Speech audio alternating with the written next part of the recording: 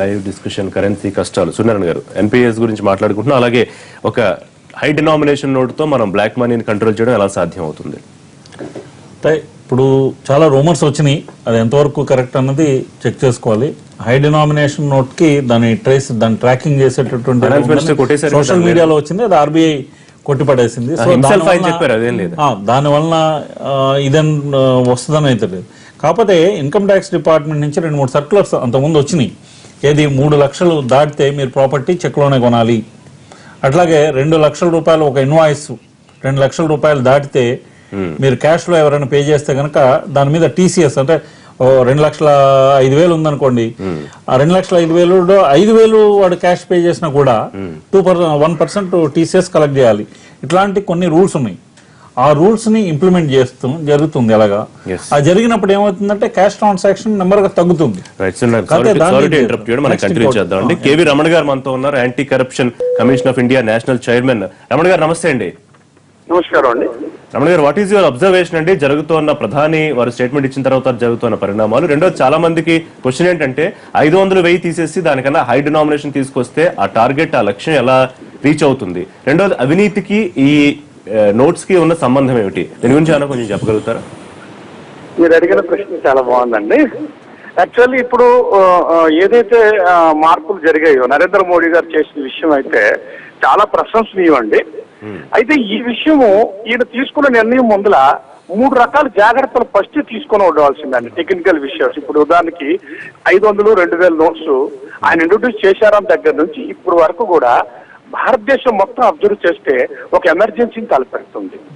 ఏంటి ఎమర్జెన్సీ అంటే, వాడుకోవడానికి నిత్యావసర వస్తువులకు వెళ్లేవాడి దగ్గర నుంచి అవసరాల నిమిత్తం క్యాష్ డ్రా చేయడానికి వెళ్లేవాడు వరకు నానా రకాల ఇబ్బందులు పడుతూ నరకయాతం అనుభవిస్తున్నారు ఈరోజు జనాలు.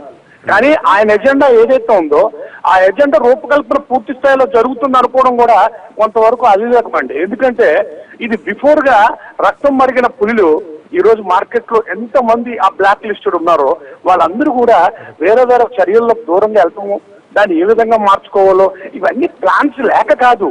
అవినీతి నిరోధక అనేది జరగాలనుకుంటే అది ప్రక్షాళన రూపంలో జరిగించడానికి ఆయన తీసుకునే ఈ నిర్ణయము నేనైతే ప్రశంసనీయ. కానీ ఈ యొక్క కొన్ని జాగ్రత్తలు తీసుకోకపోవడం వల్ల కనీసమైన ఎవరైతే 90% కామన్ పీపుల్ ఉన్నారో వాళ్ళు ఈ రోజు నిజంగా చెప్పాలంటే బయటికి వెళ్ళాలి. కాబట్టి ఇది ఎన్ని రోజులు మార్పులు జరుగుతుందో ఇంకెన్ని రోజులు టైం పడుతుందో తెలియదు. కానీ ఈ సిచ్యువేషన్ మాత్రం చూస్తుంటే ఎవరి దగ్గర చూసినా ఒక భయాందోళన అనేది కనబడుతుంది. దీనికి అరుణ్ జైట్లీ గారు చెప్పిన సమాధానం అయితే కరెక్ట్ గా జనాలకు అది యాక్సెప్టబుల్ కావట్లేదు. ఇంకా టెక్నికల్స్ అన్ని క్లియర్ అవుతాయి, అందరూ ఇబ్బంది పడకండి, మీకు అన్ని అతివేరంగా జరుగుతాయి అంటారు. కానీ వాస్తవంగా స్వయంగా కామన్ పీపుల్ టచ్ చేస్తే ఈ రోజు వాళ్ళ దగ్గర బాధ తప్ప ఆనందం అక్కడ కనబడట్లేదు. కానీ భారతదేశం బాగోగుల కోసం ఈ తీసుకున్న నిర్ణయం మాత్రం ప్రశంసనీయమే. అరికట్టడం అనేది ఎంతవరకు ఏ స్థాయిలో ఉంటుంది అనుకోవడం మాత్రం ఒకసారి ప్రక్షాళన చేయాలండి ఆ విషయంలో. రైట్. సో అవినీతికి లేకపోతే నల్లధనాన్ని అరికట్టడానికి ఇప్పుడు నోట్ల రద్దుకి చూస్తే పెద్ద సంబంధం ఏం కనిపించట్లేదా?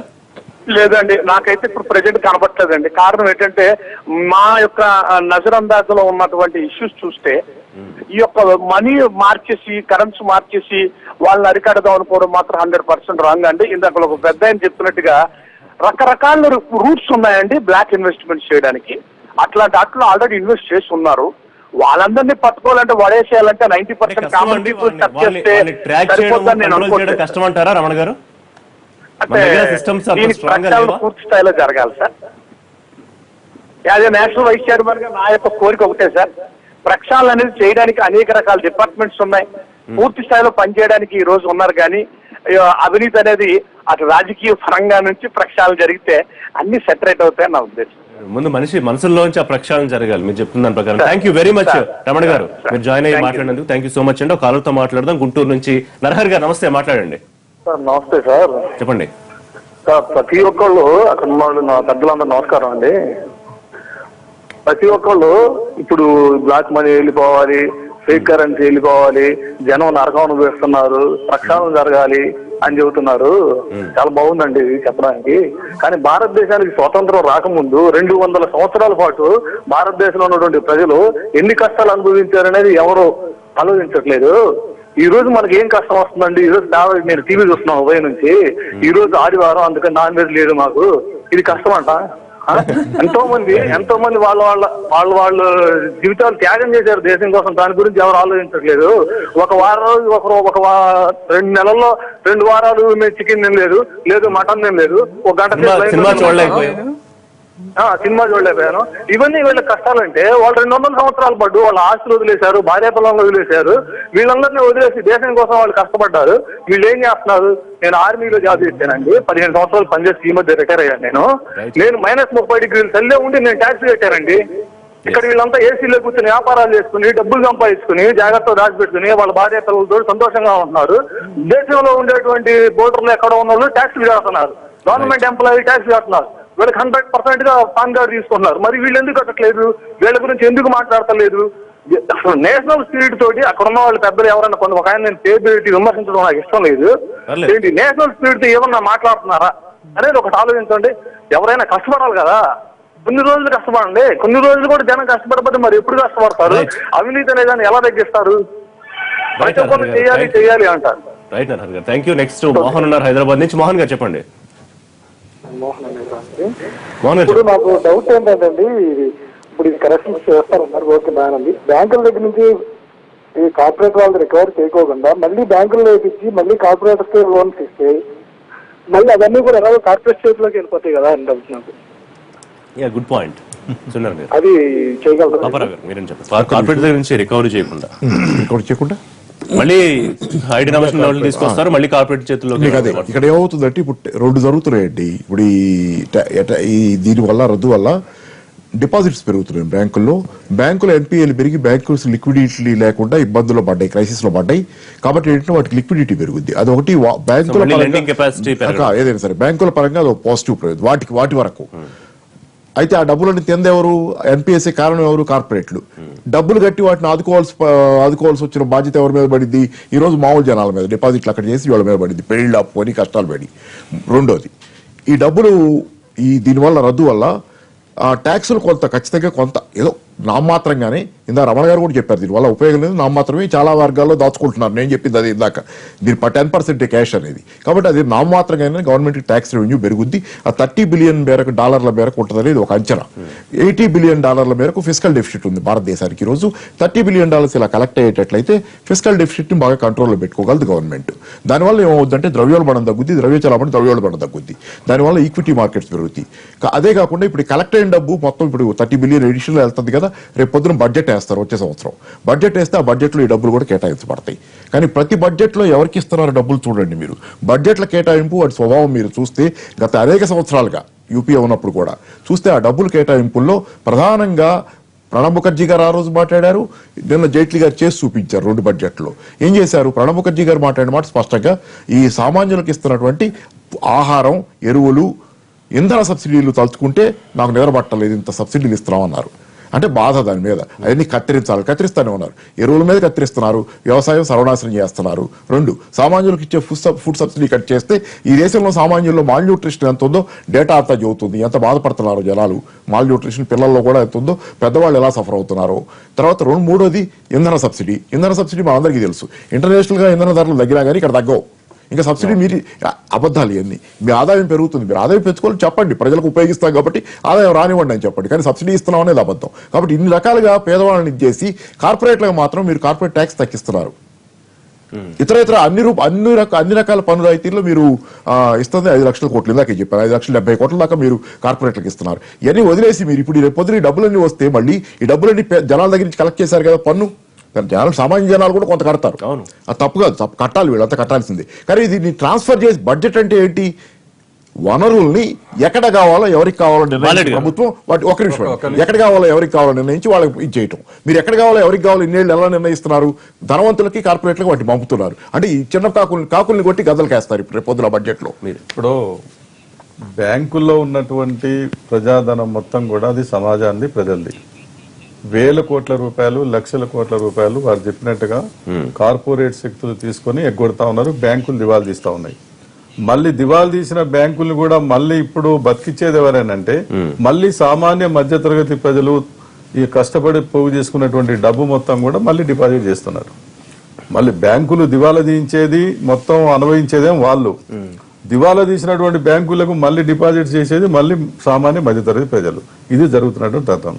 వాళ్ళ దగ్గర ఉన్న డబ్బు, వాళ్ళ దగ్గర ఉన్న బ్లాక్ మనీ మొత్తం కూడా వేరు మార్గాల్లో మొత్తం కూడా ఎక్కడ పెట్టాలో అక్కడ పెట్టి దాచిపెట్టుకున్నారు. రెండోది ఏంటంటే ఇలా గత ప్రభుత్వం కానీ ఈ ప్రభుత్వం కానీ ఏదైనా కానివ్వండి, ఇది కంట్రోల్ కావాలంటే, అవినీతి లేకుండా పోవాలంటే, ఈ యొక్క దోపిడీ లేకుండా పోవాలంటే, ఈ అవినీతికి పాల్పడుతున్న వాళ్ళు, అక్రమంగా దోచుకుంటున్నటువంటి వాళ్ళు ఎవరైతే ఉన్నారో వీళ్ళే ఇవాళ ఎవరు అధికారంలోకి రావాలని చెప్పి శాసించేది వీళ్ళే, ఆ డబ్బు ఫండింగ్ చేసేది వీళ్ళే. ఎవరైతే పెద్ద ఎత్తున వాళ్లకు ఎన్నికల్లో డబ్బు ఖర్చు పెట్టి డబ్బు రూపంగా సాయం చేసి ఎన్నికల్లో గెలిపిస్తున్నారో వాళ్ళు వీళ్ళకి సాయం చేయటం, వీళ్ళు వాళ్ళకి సాయం చేయటం, వాళ్ళకి సంబంధం లేకుండా, వాళ్ళ సహకారం లేకుండా ఎప్పుడైతే ఎన్నికల్లో గెలిచి అధికారంలోకి వస్తారో అప్పుడు వీళ్ళందరినీ కూడా జైల్లో పెట్టడానికి అవకాశం ఉంటుంది. గెలిచిన తర్వాత, గెలవక ముందు చేస్తున్నారు, గెలిచిన తర్వాత వీళ్ళు చుట్టూ తిరుగుతా ఉన్నారు. ఇదే మోడీ గారు నేను అధికారంలోకి వస్తే రాజకీయ అవినీతి పరుల్ని, తర్వాత అక్రమంగా సంపాదించుకునే వాళ్ళందరినీ కూడా జైళ్లలో పెడతా అన్నారు. ఇప్పటి వరకు ఒక్కరినైనా జైల్లో పెట్టారా? ఏ రాజకీయ నాయకునైనా పెట్టారా? ఏ అవినీతి పరులను పెట్టారా? దీనికి ప్రధానమంత్రి గారు కౌన్సిల్ చైర్మన్ ఉన్నారు శ్రీనివాస్ గారు. శ్రీనివాస్ గారు సార్ నమస్కారం అండి. శ్రీనివాస్ గారు చెప్పండి సార్. మొత్తానికి మీ ఎన్టీ వాళ్ళకు కృతజ్ఞతలు చెప్పాలి, ఎందుకంటే అవేర్నెస్ తీసుకొచ్చి ఇన్ని రోజుల నుంచి ప్రోగ్రామ్ చేస్తున్నారు. నేను ఒక 2-3 పాయింట్లు మీకు చెప్పదలుచుకున్నాను సార్. ఈ సందర్భంగా ఏంటంటే ఇప్పుడు పేదవాళ్ళు కష్టపడుతున్నారని మన వాళ్ళు తెగ లెక్చర్లు ఇచ్చుకుంటూ పోతున్నారు. ఒక విషయం ఏంటంటే ఈ రోజు భారతదేశంలో ఉన్నటువంటి సైనికులు పడే కష్టం కన్నా మనం పడే కష్టం ఎక్కువ అండి. వాళ్ళు -30-40 డిగ్రీస్ దాంట్లో వాళ్ళు బార్డర్ లో నిలబడి ఈ రోజు చలికి వణుక్కుంటూ, ఎండకు ఇది చేసుకుంటూ, వానకు తడుచుకుంటూ వాళ్ళు పనిచేస్తున్నారు. అట్లాంటి వాళ్ళు వాళ్ళ త్యాగాల ముందు మన త్యాగాలు ఎంత అండి? 1 గంట 2 గంటలు. ఈ రోజు ఏం జరిగిందంటే ఈ సండే కావడం వల్ల ఈ రోజు నేను పలు బ్యాంకులు తిరగడం జరిగింది, పలు కాలనీలు తిరిగాను, పలు స్లమ్ ఏరియాస్ తిరిగాను. వాళ్ళు ఏమంటున్నారంటే చాలా ఆనందపడుతున్నారండి. ఎందుకంటే ఒక రోజు, అంటే మీకు ఒక చిన్న ఎగ్జాంపుల్ చెప్తాను. హైదరాబాద్ లో ఈ రోజు ప్రతిరోజు ఒక 100 కోట్ల బ్లాక్ మనీ గుట్కాల మీద నడుస్తుందండి. 100 కోట్ల గుట్కాలు అమ్ముడుపోతున్నాయి. ఆ 100 కోట్ల అమౌంట్ చేతులు మారుతుంది, హవాలా జరుగుతుంది. అది ప్రత్యేకంగా దాని పుట్టుపురోతల మొత్తం యూపీలో ఉన్నాయండి అవి. అయితే ఈ రోజు వీళ్ళంతా కూడా దీనికి చాలా మంది పెద్ద నాయకులంతా దీని వెనకాల ఉన్నారు, ఈ హవాలా వెనకాల.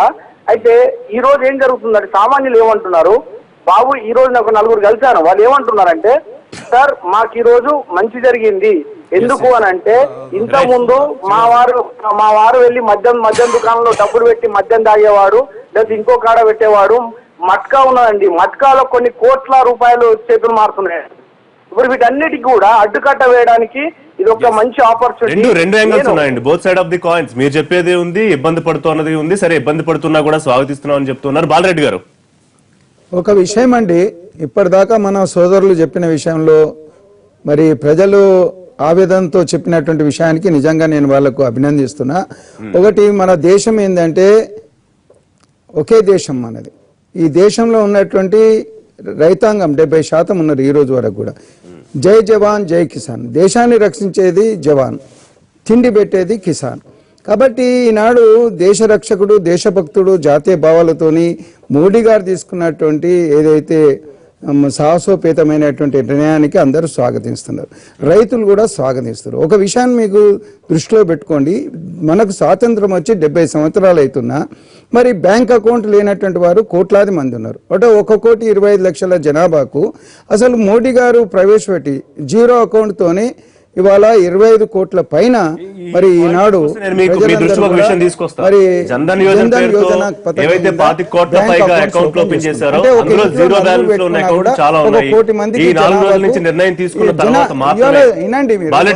ఒక్కొక్క అకౌంట్ లో 50,000, ఒక్కొక్క అకౌంట్ హోల్డర్ 500 ఇచ్చి 50,000 వేసుకుంటాం. ఇవి కూడా జరుగుతూ ఉన్నాయి. అంటే మనం అన్ని యాంగిల్స్ కూడా ఆలోచించాలి. ముఖ్యంగా పాపారావు గారు, సూర్యనారాయణ గారు రేస్ చేసిన పాయింట్స్, అలాగే రంగారెడ్డి గారు రేస్ చేసిన పాయింట్స్ చెప్పండి. విదేశీలో ఉన్న నల్లధనాన్ని తీసుకుని కూడా దేశం మొత్తం 2.5 లక్షల ఏటీఎంలు కూడా ఉన్నాయి. మరి ఇవాళ బ్యాంకులు ఉన్నాయి, పోస్ట్ ఆఫీసులు ఉన్నాయి, ఎక్కడికి పడితే అక్కడ మనం డబ్బు తీసుకునే అవకాశాలు కల్పించారు, ఎక్కడ పడితే అక్కడ డిపాజిట్ డబ్బు ఉండాలి కదా, అక్కడ డబ్బు అవకాశాలు ఇవ్వట్లేదు. కల్పించారు. మన పొద్దున్న దగ్గర కాల్ ఉన్నటువంటి చేసి డబ్బులు డబ్బులు ఎక్కడ లేవని పేదవాని దగ్గర డబ్బులు లేవండి. ధనవంతులు ఎవరైతే బ్లాక్ మనీలో సంపాదించారో, ఎవరైతే ఈనాడు పెద్ద పెద్ద బిజినెస్ మెన్లు ఉన్నారో, ఎవరైతే కొంతమంది అవినీతి పరి రాజకీయ నాయకులు ఉన్నారో, ఎవరైతే ఈనాడు మరి యొక్క అవాలా దందా చేసే వాళ్ళు ఉన్నారో, దేశాన్ని అమ్ముకు తినేటువంటి ఏదైతే బ్లాక్ మనీని తీసుకొచ్చి, లేకపోతే ఆ పాకిస్తాన్ నుంచి ఐఎస్ఐ ఏజెంట్లు ఏవైతే నకిలీ నోట్లు ఉన్నాయో అటువంటి దానికి అరికట్టేస్తున్నారండి. దీన్ని కూడా మనం ఈనాడు స్వాగతించకపోతే ప్రతి చిన్న విషయానికి కూడా విమర్శిస్తే ఎట్లా? ఈ దేశం పట్ల, ఈ దేశాన్ని నిజంగా ఇవాళ దేశంలో తీసుకున్న నిర్ణయం ప్రకారంగా దేశాన్ని రక్షించుకోగలుగుతాం, ప్రజానీకానికి అన్నం పెట్టగలుగుతాం. ఇవాళ ప్రతి ఒక్కరు కూడా మనకు తినడానికి తిండి దొరుకుతుంది. ఇవాళ ఉన్నటువంటి పరిస్థితుల్లో మరి ఈనాడు 3 పూటల తిండిలో 1 పూట కూడా తిండి దొరకలేదండి. అందరు కూడా ఇవాళ ఆర్థిక వ్యవస్థను సమానత్వంగా తీసుకురావాలనే ప్రయత్నం మోడీ గారు చేస్తున్నారు. మోడీ గారు చేసే ప్రయత్నంలో ఇది మొదటి భాగం కాదు. ఆయన ప్రతిసారి మన్ కీ బాత్ లో చెప్తూనే ఉన్నాడు. మన్ కీ బాత్ లో విషయాలు, రైతుల విషయం చెప్తుండు, యువకుల విషయం చెప్తుండు, దేశ ఉన్నతి గురించి చెప్తుండు. దేశంలో ఉన్నటువంటి పెద్ద నోట్లు ఏవైతున్నాయో 86% మాత్రం ఉన్నాయి. ఆ 86%లో కూడా ఉన్నటువంటి డబ్బు ఎంత? 26 లక్షల కోట్ల రూపాయలు. 26 లక్షల కోట్ల రూపాయలు ఇవాళ 2 లక్షల కోట్ల రూపాయలు అయితే బయటికి పడ్డాయి. మరి రానియండి, మీరు ఓపిక పట్టండి. దానికి ఓపిక లేకుండా ఇవాళనే ఒక్క రోజునే అల్లావుద్దీన్ దీపం అంటే కాదు, అరచేతిలో స్వర్గం అయితే చూపెట్టలేము. ఈనాడు మనం మెల్లగా మెల్లగా మనం ఏదైతే ఆర్థిక పరిస్థితిని తీర్చిదిద్దుకుంటున్నాం. ఇందాక పాపారావు గారు చెప్పారు ఫిస్కల్ డెఫిసిట్ ని ఇది చేస్తుంది అని చెప్పేసి. అంటే ఇక్కడ కూడా కొన్ని మిస్కన్సెప్షన్, అంటే నేను ఆయనతో ఏకీభవిస్తున్నాను, కొంతవరకు జరగవచ్చు. కానీ అక్కడ ఒక మిస్కన్సెప్షన్ ఏంటంటే ఈ నోట్లన్నీ కూడా రావని అనుకుంటున్నాం. చాలా వేరు వేరు మార్గాల ద్వారా చాలా వరకు వచ్చేస్తాయి బ్యాంకులకి. Number 1. Number 2, black money 500,000 black money ఏదన్నా బ్లాక్ మనీ అన్నాను నేను, ఎందుకంటే అకౌంటెడ్ ఆర్ అన్అకౌంటెడ్ రెండే మనీ ఉంటుంది. ఓకే, సిస్టమ్ లోకి వస్తుంది. అంటే వేరియస్ మార్గాల ద్వారా, ఇంత జన్ధన్ యోజన ఉంది, కొంతమంది అందులోకి వెళ్ళి డిపాజిట్, వేరియస్ మార్గాల ద్వారా చాలా వరకు వచ్చేస్తుంది. ఏదైనా మిగిలిపోయింది ఉంటే ఉంటుంది. రెండోది, ఆ మిగిలిపోయిన దానికి ఇప్పుడు ఇండైరెక్ట్ ట్యాక్సెస్ లో గ్యాప్ కూడా ఉంటుంది. ఇప్పుడు బడ్జెట్ ఉంది, బడ్జెట్ ఎస్టిమేషన్ వేశారు, ఎస్టిమేషన్ వేసినప్పుడు గ్యాప్ కూడా ఉంది. ఎందుకంటే ఆ గ్యాప్ ని ఫిల్ చేసేటటువంటి పరిస్థితి ఉందా? ఎందుకంటే ఇప్పుడు ట్యాక్సెస్ తగ్గినాయి, ప్రతి స్టేట్ గవర్నమెంట్ కి ట్యాక్సెస్ తగ్గినాయి, సెంట్రల్ గవర్నమెంట్ కి ఇండైరెక్ట్ ట్యాక్సెస్ తగ్గినాయి. సో ఇండైరెక్ట్ ట్యాక్సెస్ అంటే ఇందాక నేను మామూలుగా ఇన్ఫార్మల్ గా చెప్పాను, ఒక అకౌంటెడ్ మనీ ఒక సైకిల్ చేసేటప్పటికి అన్అకౌంటెడ్ మనీ 10 సైకిల్స్ చేసి it produces some indirect tax. So ఇప్పుడు ఆ సైకిల్ బ్రేక్ అవుతుంది. ఆ సైకిల్ బ్రేక్ అయినప్పుడు గవర్నమెంట్కి వచ్చేటటువంటి ఇండైరెక్ట్ ట్యాక్సెస్ రెవెన్యూ ఏదైతే ఉందో అది గణనీయంగా తగ్గిపోతుంది. ఆ గణనీయంగా తగ్గిపోయిన గ్యాప్ ఏదైతే ఉందో ఆ గ్యాప్ ను ఫిల్ చేసేటటువంటి ఇదిగా ఉండాలి. Next, cost of infrastructure. ఇప్పుడు కొత్త నోట్లు ప్రొడ్యూస్ చేశారు, దాని సప్లై కాస్ట్, దాని ఇన్వెంటరీ కాస్ట్, ఇదన్నీ కూడా ఉంటుంది. ఆ కాస్టింగ్ తీసేయాలి, ఈ గ్యాప్ తీసేయాలి, తర్వాత మిగులుతుంది ప్రభుత్వం. ఓవర్ స్టేట్ చేస్తున్నారు. అంటే చాలా మంది అద్భుతాలు జరిగిపోతున్నారు. అద్భుతాలు ఏమి జరుగుతాయి. It's a matter of country's pride that India is moving towards cashless society and India is moving towards transparent economy. India is moving towards the secured currency. ఇవి ఫ్యాక్టర్స్ అక్కడ. అంటే ఆయన చెప్తుంది కూడా ఇట్ ఈస్ మోడీ గారి స్పీచ్ మీరు చూస్తే he talked more about the credentials, national credentials. అంతే తప్ప దీని గురించి కాదు. రెండోది, ఆయన రంగారెడ్డి గారు చెప్పారు బ్యాంకులు లెండింగ్ గురించి. ఎస్, బ్యాంకుల లెండింగ్ లో ఎప్పుడు కూడా ఇండిస్క్రిమినేట్ లెండింగ్ అనేది జరుగుతుంది. అంటే ఇప్పుడు టాటాస్ వెళ్తారు, నేముని చూసి డబ్బులు ఇస్తారు. టాటా టెలికాం ఫర్ ఎగ్జాంపుల్ చెప్తున్నాను, 36,000 కోట్ల డెఫిసిట్ ఉంటుంది నాకు తెలిసి. Okay, but still if that company goes to bank for a loan, it is granted. It is granted not because of the memorandum submitted before the board or EC. It is sanctioned because the name carries certain weight. Right. అది ఒకటి. రెండోది, indiscriminate lending. అంటే అదే ఒక సామాన్య మానవుడు వెళ్తే చాలా అల్లరి చేస్తారు. ఇంకొకటి ఏంటంటే రైతులకు రుణమాఫీ చేశాడు. కొన్ని లక్షల లబ్ధిదారులు ఉన్నారు, కొన్ని లక్షల లబ్ధిదారులు. RBI has not cooperated with these 2 state governments. They're elected sovereign governments. They refuse to ఇది వాళ్ళు 5 ఏళ్ళు మేము తీరుస్తామన్నారు, అయినా కానీ హెల్ప్ చేయలేదు. రెండోది అదే ఇండస్ట్రీకి ఇస్తారంటే వాళ్ళు హెల్ప్ చేస్తారు. అదంటే మైండ్ సెట్ మారాలి. మైండ్ సెట్ మారాలి అని అంటే కనుక ఇండిస్క్రిమినేట్ లెర్నింగ్, అంటే credit to the credit worthiness, credit to the credit needy, both are different. But banks, unfortunately, because they are commercialized, they are also looking at credit to the credit worthiness. They are refusing to accept the social banking. Right. దాన్ని ముందు educate చేయాలి. Banking సిస్టమ్ని, mind సెట్ని మార్చడానికి మనం పూనుకుని educate చేసే వాళ్ళని ఇది కాదు అని చెప్పేసి చెప్పాలి. సో నా ఒపీనియన్ లో అండి, ఇప్పుడు మొత్తం మనం ఎంతసేపు కార్పొరేట్ కి ఇస్తున్నాము డిస్కౌంట్స్ అని చూస్తున్నాం తప్ప, ఇండియాలో majority of the people are working with the private sector thanks to the discount given by government to the corporates. Corporates కి ఎవరు ఫ్రీగా మనీ ఇచ్చేయట్లేదు, మీరు తీసుకొని మీరు సంపాదించుకొని అని ఇవ్వట్లేదు. They creating millions of jobs. Government తో పోలిస్తే double or triple the rate of jobs are there with corporates only because of the subsidies given by the government, because of the encouragement given by the government. That is the Any first objection point. Second point, ఒక నిమిషం corporate jobs create చేస్తున్నాయంటున్నారు, privatisation private ఇది చెప్తున్నారు కదా. నేను ఒకటే చెబుతున్నా, దీనిలో 1990s కి ముందు క్రియేట్ అయిన జాబ్స్, కార్పొరేటైజేషన్ లేదు, ప్రైవేటైజేషన్ లేదు. ఇంట్రడ్యూస్ అయిన తర్వాత ప్రైవేటైజేషన్ ఈ విధానాల లిబరలైజేషన్, జాబ్స్ క్రియేషన్ తగ్గిపోయింది ఈ దేశంలో. ఈ రోజు ప్రైవేట్ సెక్టరు నిన్నటిదాకా అంతా హెయిల్ చేసిన వాళ్ళు, హెయిల్ అంటే పొగిడిన వాళ్ళు, దాన్ని భారీ ఎత్తున ప్రైవేట్ సెక్టర్ కావాలి, కార్పొరేట్ వస్తీలు అవుతున్న వాళ్ళు. నేను you can see in the IT sector ఎంతమంది ఎంత ఇన్సెక్యూర్ గా ఉన్నారో.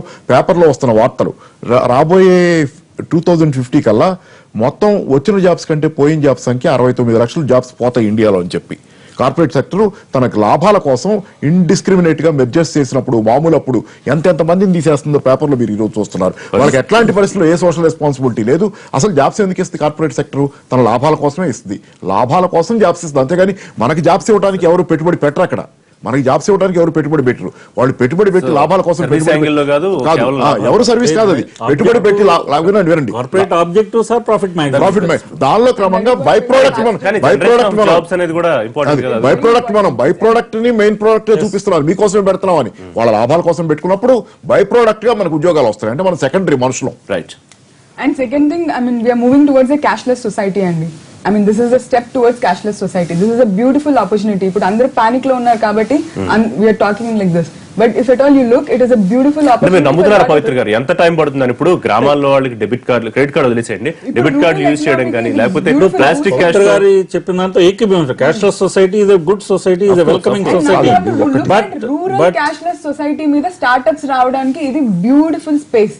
If someone starts working in this space where rural cashless society kosam ganaka manam pan cheyadam start chese, we'll have solutions. Now we are looking at problem because this is a war. This is war against financial terrorism, this is war against black money, and it's a pure outright war. Ippudu panic anedi 100% untundi, but solutions also will emerge. It will take time, but let us all focus on how do we help our fellow citizen or the rural people to come out of this situation equally. దీనికోసం మీరు ఏమన్నా మీ social activist వాటిలో భాగంగా ఏమన్నా ఒక drive ఏమన్నా తీసుకునే అవకాశం ఉంటుందా? ఎందుకంటే గ్రామాల్లో చాలా మందికి అవేర్నెస్ లేదు, చాలా మందికి లేదు. ఇప్పుడు చదువుకున్న వాళ్ళకి కూడా బ్యాంకింగ్ విషయంలో అనేకమైన డౌట్స్ ఉంటాయి. సో అట్లాంటి కార్యక్రమాలు తీసుకోబోతున్నారా రూరల్? ప్రొవైడ్స్ స్పేస్ అండి, ఎందుకంటే ఇప్పుడు థింకింగ్ గ్రౌండ్ వచ్చింది కాబట్టి ఇప్పుడు we have to financial literacy మీద సోషల్ యాక్టివిజం అనేది స్టార్ట్ అవడం, దిస్ విల్ బి అ నాంది, ఏమంటారు, this will be a starting point.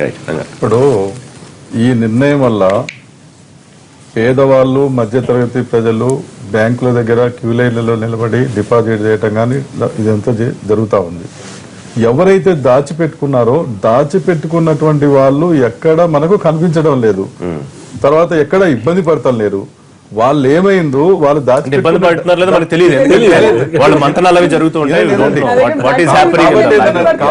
కాబట్టి ఏంటంటే గవర్నమెంట్ ఏదైతే పదే చెప్తా ఉన్నదో ఆ గవర్నమెంట్ చెప్పేదానికి అనుగుణంగా ఎక్కడి నుంచి అయితే డబ్బు రావాలని చెప్పి మీరు సపోర్ట్ చేస్తే అవుతుందేమో. అంటే మొదటి నుంచి అన్ని వ్యతిరేకించకుండా ఇట్లా చేస్తే, ఇప్పుడు ఒక పాయింట్ చెప్పారు పవిత్ర గారు, క్యాష్లెస్ సొసైటీ గురించి కానీ, లేకపోతే రూరల్ లో ఇది పెరగడం గురించి కానీ, ఇప్పుడు దానికోసం కూడా మీరు ఇప్పుడు యాక్టివిటీస్ తీసుకుంటే బెటర్ కదా. వ్యతిరేకించడం అనంటే బ్లాక్ మనీ రాబట్టడానికి, అక్రమంగా సంపాదించుకునేటువంటి వాళ్ళ మీద ప్రభుత్వ పరంగా తీసుకోవాల్సినటువంటి పద్ధతుల్లో చర్యలు తీసుకోవడం లేదు. వాళ్ళు మరింత దాచిపెట్టుకోవడానికి వేరే మార్గంలో వాళ్ళు దాన్ని మొత్తం కూడా డైవర్ట్ చేసుకోవడానికి మార్గాలు కల్పించి వాళ్ళతో స్నేహం చేసుకుంటూ సో వాళ్ళతో స్నేహం మీ ప్రధానమైన problem. వినండి బయట దేశాల నుంచి ఒక్క పైసా కూడా రాబట్టకుండా వాళ్ళ మీద చర్యలు లేకుండా వాళ్ళ దగ్గర నుంచి రికవరీ చేయకుండా వాళ్ళని ఎవరిని జైల్లోకి పంపకుండా ఏమీ చేయకుండా ఊరికనే ఈ పద్ధతుల్లో మేము ఏదో సాధిస్తామని చెప్పి ప్రచారం చేయటం అని అంటే కొంతమంది అవగాహన లేకుండా కూడా ఇదేదో పెద్ద బ్రహ్మాండంగా జరుగుతుంది మునుముందు ఇక చాలా దీంతో దేశం అంతా బాగుపడిపోతుంది, అవినీతి మొత్తం లేకుండా పోతుంది, తర్వాత బ్లాక్ మనీ లేకుండా పోతుంది అని చెప్పి అనుకుంటా ఉన్నాం. ఎట్లా పోతుంది, ఎట్లా వస్తుంది అనేది చెప్పండి. ఒక నిమిషం బాలరెడ్డి గారు, 2 పాయింట్స్. క్యాష్లెస్ సొసైటీ రంగారెడ్డి దాంట్లో ఒకటైనా అసలు ఉన్నటువంటి పరిస్థితులను బట్టి నిజంగా చెప్తున్నాడా అని నాకు అనుమానం. ఎందుకంటే వాళ్ళు ఎంతసేపు ఏ ప్రభుత్వం ఉన్నా కూడా కమ్యూనిస్టులు కాబట్టి వ్యతిరేకించాలి, లేకపోతే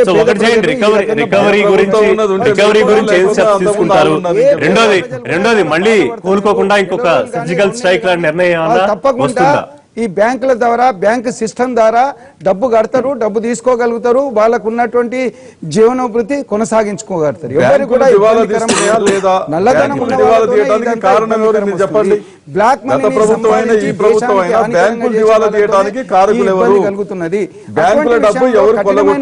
చర్యలు తీసుకోవడానికి మోడీ గారు సాహసోపేతంగా నిర్ణయం తీసుకోవడం జరిగింది.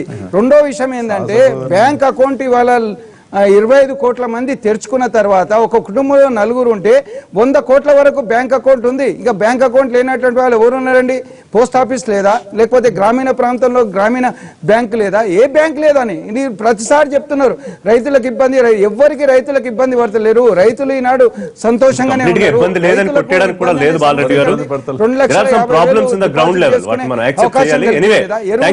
ఎరువులు సబ్సిడీ కాదు. నరేంద్ర మోడీ వచ్చిన తర్వాత వేప పూతను పూసిన తర్వాత ఎరువులు క్యూలో నిలబడతలేరు. ఎక్కడైనా క్యూలో నిలబడ్డారా? గిట్టుబాటు ధరలు రావట్లేదన్నా జరుగుతుంది. చెప్పాలంటే ఒకసారి మీరు గ్రామాలకు వెళ్ళి చూడండి, ఒక నెల రైతుల కష్టాలు, పండించిన పంట ఎవరిని జైలుకు పంపుతారు? ప్రభుత్వమే గుర్తిస్తుంది, లేకపోతే ఇన్కమ్ ట్యాక్స్ గుర్తిస్తుంది, లేకపోతే ఫైనాన్షియల్ ఇంక్లూజన్, ఫైనాన్షియల్ లిటరసీ, ఇవి ట్విన్ హార్సెస్. ఒకటి ముందు పరిగెట్టి ఇంకోటి వెనకాల పరిగెట్టడానికి లేదు. ఎందుకంటే ఫైనాన్షియల్ ఇంక్లూజన్, ఫైనాన్షియల్ లిటరసీ ఒకవైపు, రెండోది ట్రాన్స్పరెంట్ ఎకానమీ, ట్విన్ హార్సెస్ కింద నడవాలి. నెక్స్ట్ ఎందుకంటే మేజర్ ఈ rural based, logistic based economy develop అయితే కనుక అప్పుడే India survival. Right. Rural economy based and logistic based అంటే lot of money we are unnecessary wasting for commutation of goods and for commutation. ఒక good ఇక్కడ నుంచి ఎక్కడికి వెళ్తుంది, మళ్ళీ అక్కడి నుంచి బ్యాక్ వస్తుంది. సో ఈ మోడల్స్ ని మనం డెవలప్ చేయాల్సింది.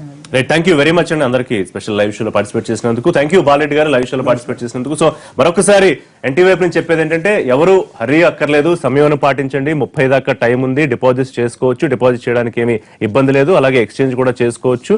ఏమైనా సమస్య ఉంటే ఎన్టీవీ దృష్టికి తీసుకొస్తే ఆ బ్యాంకులతో మాట్లాడే కార్యక్రమం చేస్తాము. Thank you very much for watching the special live show. మరిన్ని లైవ్ అప్డేట్స్ కోసం చూస్తూనే ఉండండి.